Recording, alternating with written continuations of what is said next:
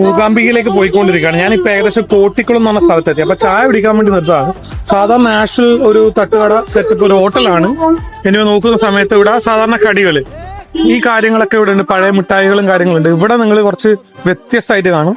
ഇങ്ങനെ ഒരു കിണ്ണത്തില് ഉപ്പിലിട്ട നെല്ലിക്ക, അതുപോലെ തന്നെ പ്ലംസ്, ആപ്പിള്, പേരക്ക, ആസ് യൂഷ്വൽ നമ്മൾ കാണുന്നത്. അതിന്റെ പുറത്ത് തന്നെ ഇതാ നമ്മളെ ചോളം ഉപ്പിലിട്ടത്, അതുപോലെ തന്നെ മുളകിലിട്ടത്, അതുപോലെ തന്നെ വാട്ടർമെലൺ സെപ്പറേറ്റ് കട്ട് ചെയ്തും വെച്ചിട്ടുണ്ട്.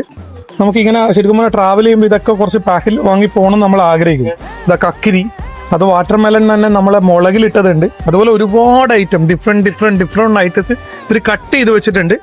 വെരി യൂസ്ഫുൾ ആണ്. തീർച്ചയായും നിങ്ങൾ കാസർഗോഡ് കോട്ടിക്കുളം ഭാഗത്ത് നിങ്ങൾ പോവുകയാണെങ്കിൽ അത് ഫ്രണ്ടിൽ ഇരുന്ന് കഴിക്കാനും കാര്യങ്ങളൊക്കെ സൗകര്യമുള്ള ഒരു ഏരിയ ആണ്. എൻ്റെ പേരിൽ ഒരു അടിപൊളി ഹോട്ടലാണ്. ഈ ഹോട്ടലിന്റെ പേര് വന്നിട്ട് സീ പാർക്ക് എന്ന് പറഞ്ഞ ഹോട്ടലാണ്. ഞാൻ പറഞ്ഞ പോലെ കോട്ടിക്കുളം പോകുന്ന റൂട്ടിലാണ്. ഇവിടെ നിങ്ങൾ റോഡ് സൈഡ് തന്നെ കാണാൻ വേണ്ടി പറ്റും. മെയിൻ ഹൈവേ തന്നെ നിങ്ങൾക്ക് കാണാം. ഇത് നല്ലൊരു ഏരിയ.